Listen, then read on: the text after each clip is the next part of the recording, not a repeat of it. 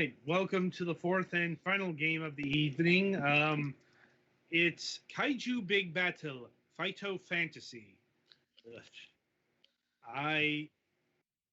How racist is this in terms of titling? Do we Uh, have to use a scale from 1 to Japan, or We I, might. all right? Pretty fucking racist. Alright. So we'll probably just be calling it Kaiju from now on. Although this is technically speaking a licensed work, um, because this is based off of a Kaiju WWE act yeah, called Kaiju Pro Wrestling deal. Kaiju Big Battle. Um, Mm-hmm. and I don't know, the whole thing reminds me of all things the Aquabats, if I'm being honest. But the game here is a 16-bit style RPG featuring turn-based combat, plenty of exploration, and a funky soundtrack to pump you up. And yeah, it's officially licensed by the Kaiju Big Battle, which apparently has been going on for 20 years. Jesus. Mm-hmm.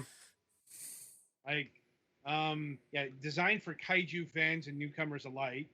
The game takes players on a quest across time and space as they work to undo the damage caused by the evil Dr. Cube as he rampages through history in search of fame and glory.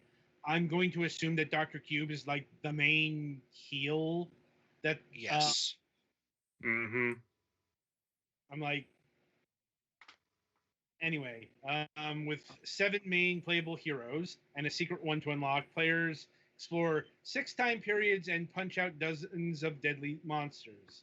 Honestly, it sounds a far sight better than many of the actual Godzilla games that have been produced over the years, because Godzilla has been in a lot of shitty games, a lot of inexplicably shitty games at that.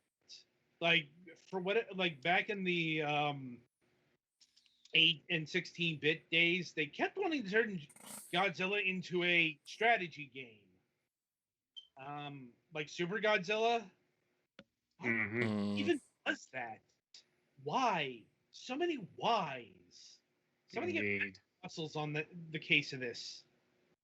Like, or you had the Game Boy game, which was not a bad game, but once again, very chibi Godzilla. It was confusing at the time.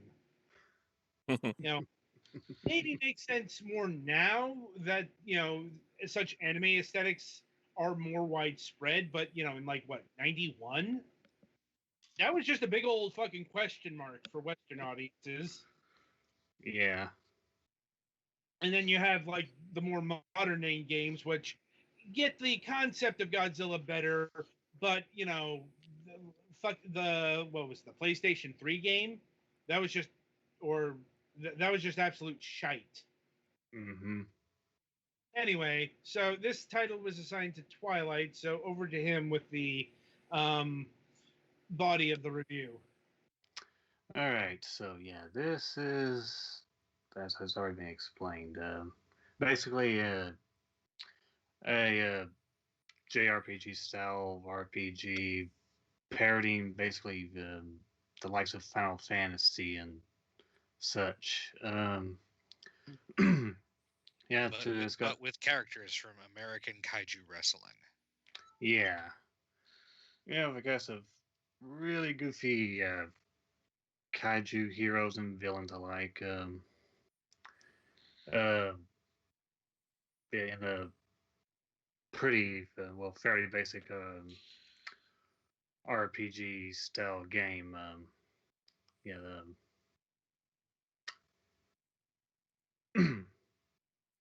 Okay, Anyway, Eddie? yeah, I got Yeah. confused there when I saw that. I was trying to move a window and my screen snapping. He was like, "Oh, you want to move this one?" Well, anyway, yeah.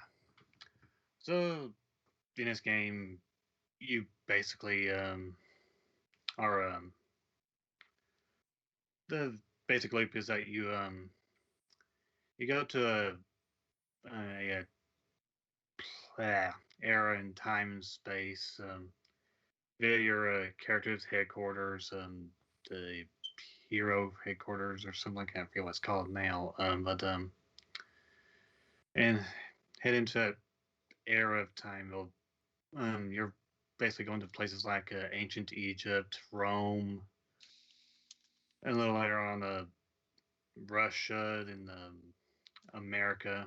Like that's like ancient Egypt and ancient Rome, and then like early 1900s Russia and late 1900s America and so on. And there you run around and you fight various monsters in fairly basic turn-based combat.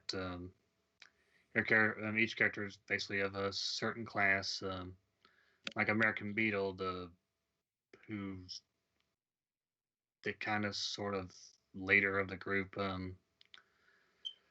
He's your basic melee fighter, physical fighter. He's a brawler basically, and then you got Silver Potato, who's kind of basically playing the role of a mage. And you got this other character here, Dusto Bunny, who's basically your support healer. There are other ones who show up later on. I don't remember their names, but I know one was called like Roblox or something like that.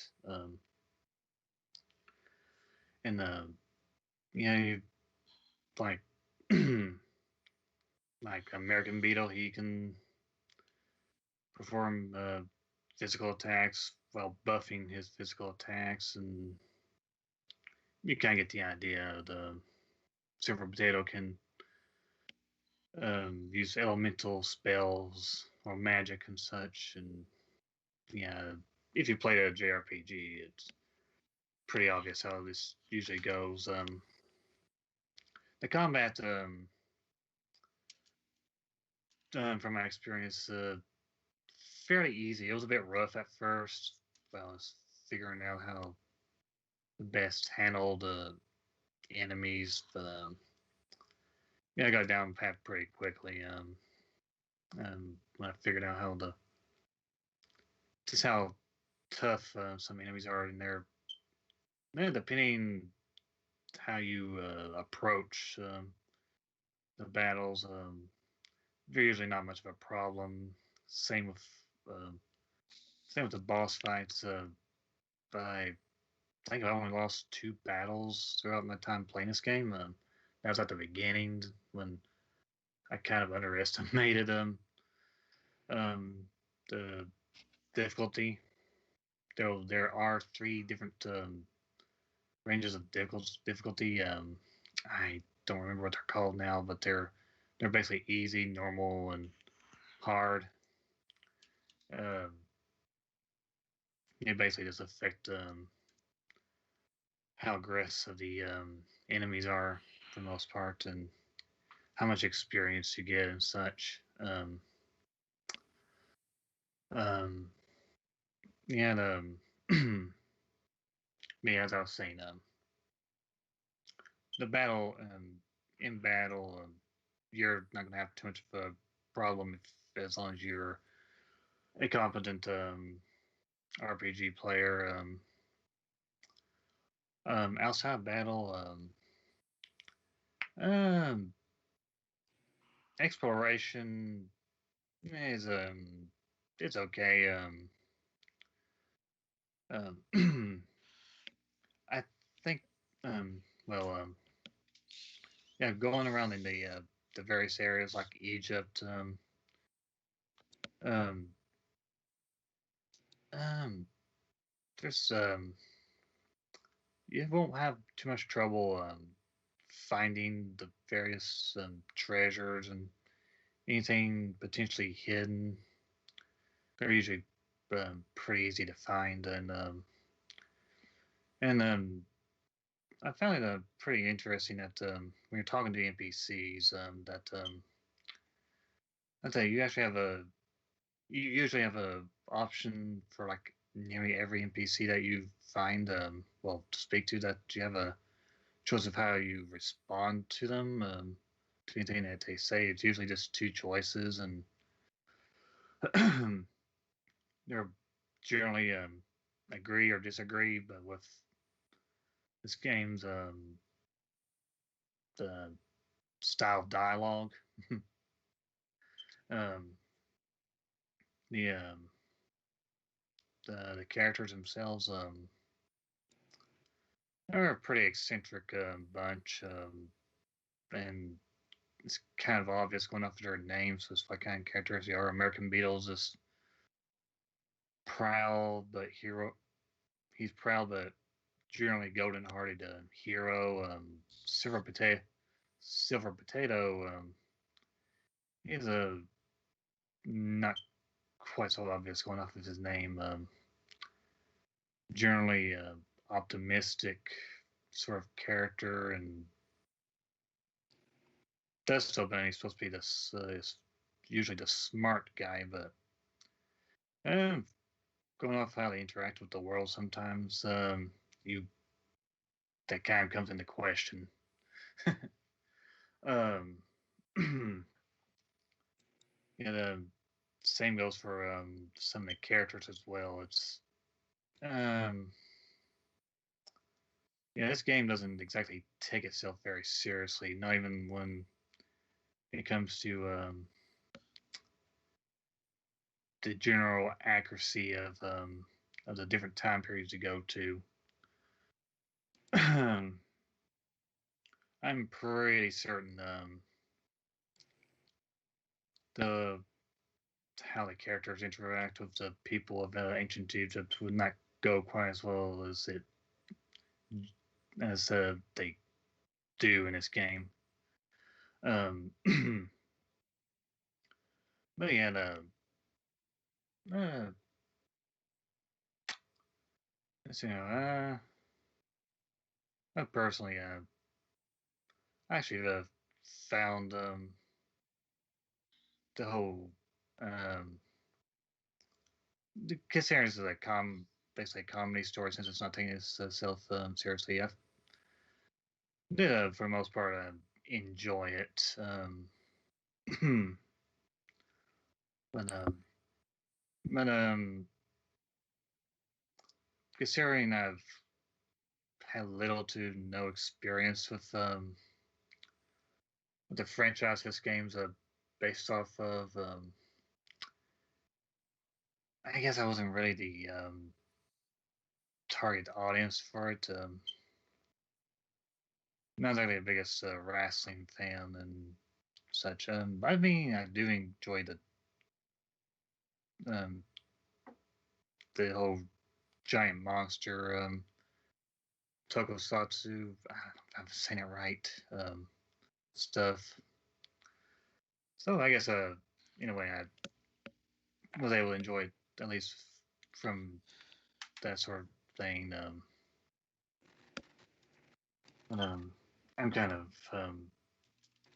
rambling right now, but yeah, there's a little bit more to the gameplay though.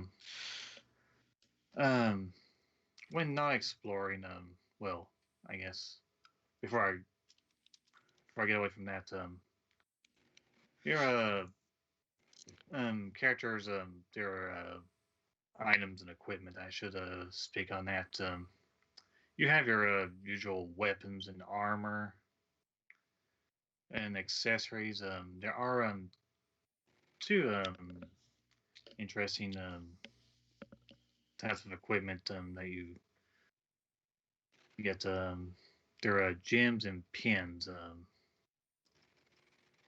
Um, Gems, they are these stones you can find or buy from vendors in the different eras. They usually affect your elemental resistance depending on the gem you're using. Um, but they can also increase certain stats as well. And you can only buy these using these other purple rocks that you find. It's never really explained what they are exactly and why they're so valuable for as a currency for these things, but they didn't really, from my experience, didn't really give me much in the way of any actual advantages, and I guess it was sort of helpful with the health boosts, but yeah, they're, for the most part, their assistance is not that noticeable, really. The pins are found to be a much more interesting equipable item. From my experience, I could only ever found these via a vending machine. Back at your characters as a base, and you pay $100 for each pin, and it's all random what you receive, and they each have their own effects that can be both negative and positive, and be overall negative and overall positive. And these range from being able to give a character a certain ability they usually wouldn't have. Like there's a medic ability that you can give to one of your non-healer characters. It doesn't use any MP uh, to, to use for healing your characters. There's also your usual stat boost pins, and there's as well as resistant boosts and such. I thought it was actually a fairly interesting way of changing up things with your characters, depending on the pins that you find. Um, Also, each character's got your own special overworld ability as well, as it was shown here. Uh, don't really see much in the way of any real use in that, though. Just besides for getting around, you do get more. And three of these guys, you can get up to a party full of a max of four, and later on you'll have to start switching out people's and uh, honestly found it to be it didn't it wasn't much of a problem for me, but I can see that how somebody would find it to be kind of a nuisance if you have to keep switching out people as you're exploring well, switching them around or switching out the members of the party. But for the most part, from what I've seen, it's not too much of an issue. Um, um, um, Besides the general exploration for story progress, you do come across side quests as well, and with rewards that vary between yeah, depending on what you accomplish. And these side quests are not at all difficult to accomplish. They're usually pretty easy. It's either find this item or go fight this thing and receive a reward of a weapon or armor or experience, and um, depending on what side quest you're doing. So there's that. And I'm using other means of receiving experience besides doing the side quests and battles. Back at your headquarters, there are these two mini games. they can play on these arcades. One of them is a Space Invader type of game um, that can potentially go on forever, depending on how good you're at it. You can win, at least from my experience. I didn't play too much of it, but managed to actually receive 50 experience points out of it and actually got somebody to level up. The other mini game was this. I'm not sure what it was supposed to be based off of, but you're running around this character trying to collect sandwiches or something like that, and while avoiding enemies. I don't remember what it's called now, but it was kind of odd.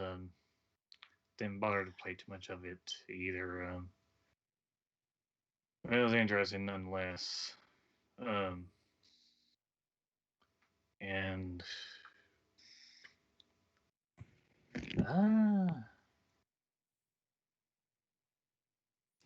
besides some amusing little things you can find here and there at the headquarters, that's all in general for gameplay I can think of.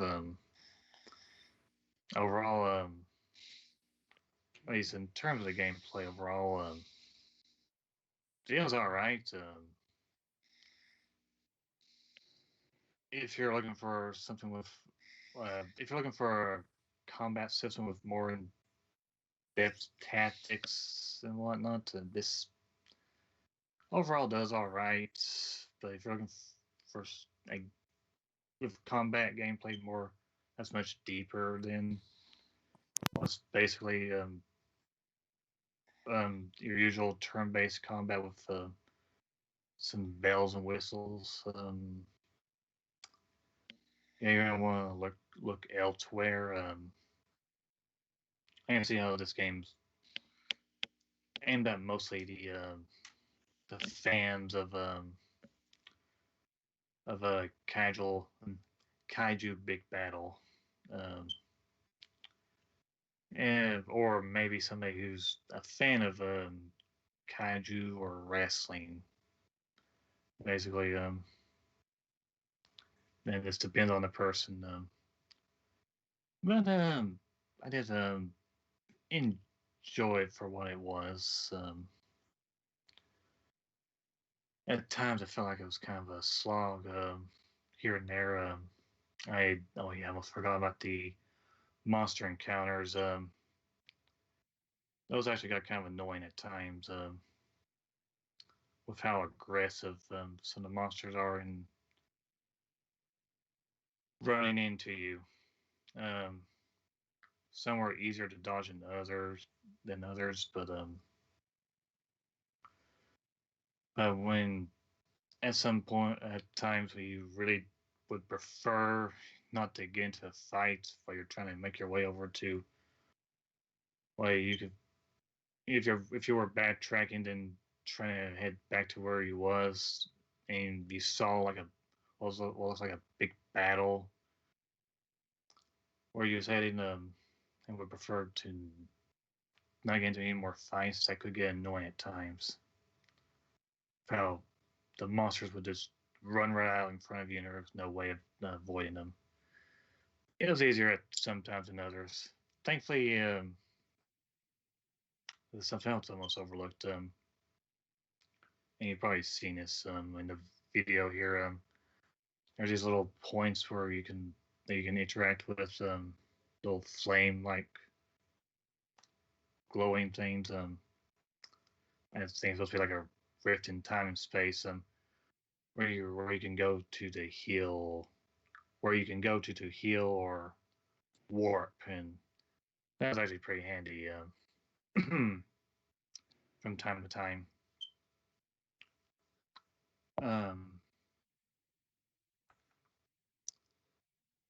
But it wasn't always the biggest help.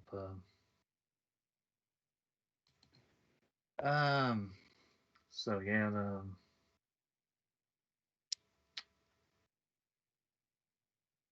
That's it for the gameplay.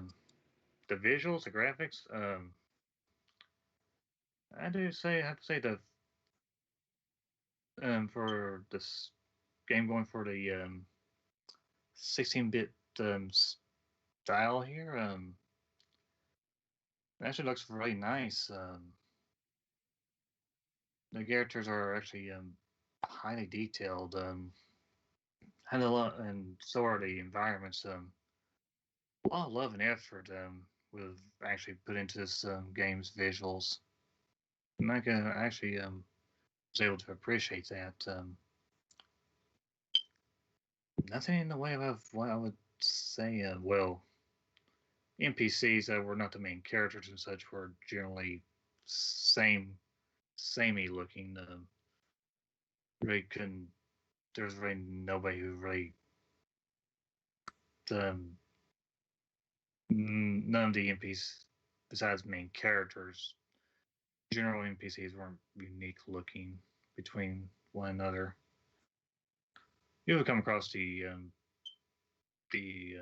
occasional standout, but they were far and few between. Um,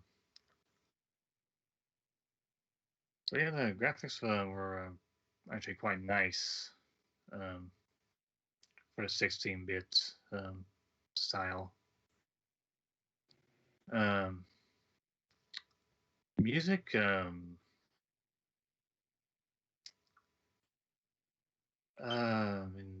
sound. Well, the music is actually really quite good. I honestly have to say, besides the graphics, music is probably the most standout thing for this game. Is it's all I actually really liked, especially some of the battle music, especially the boss music. It's all very well. The music overall is, as was described um, on the Steam page, very hopping and full of energy. Oh, most of the time. Um, and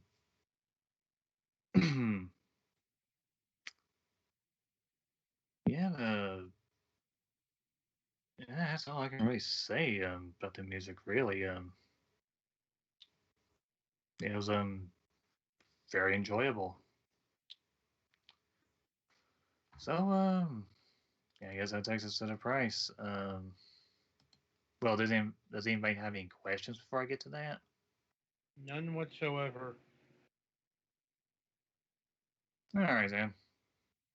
Um, so yeah, this game is actually currently at this time going for a discount of $3.99, but it normally goes up to $9.99, $10.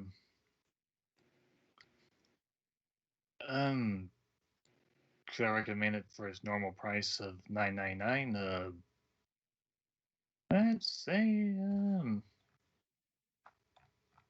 sure. Um,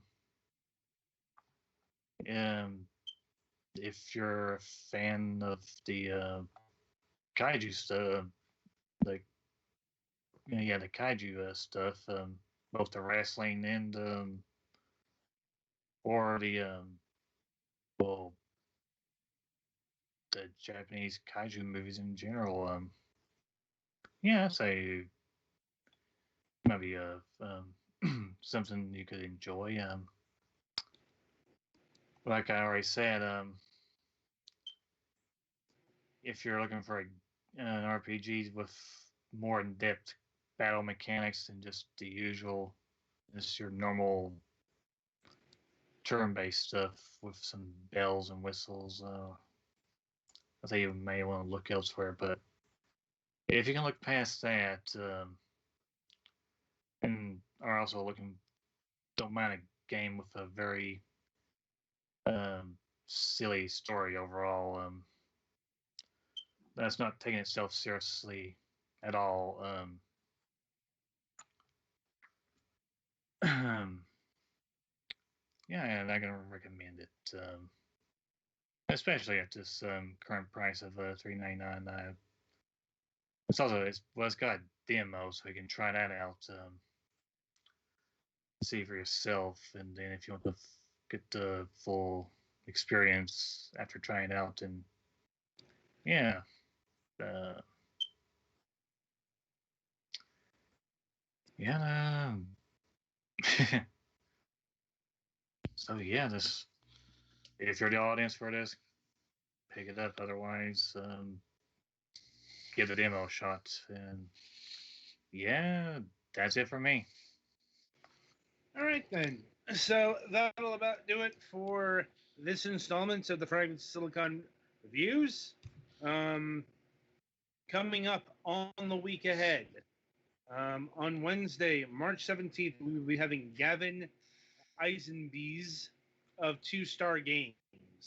They are the developers of My Beautiful Paper Smile and My Best Friend the Raven, which we reviewed last year.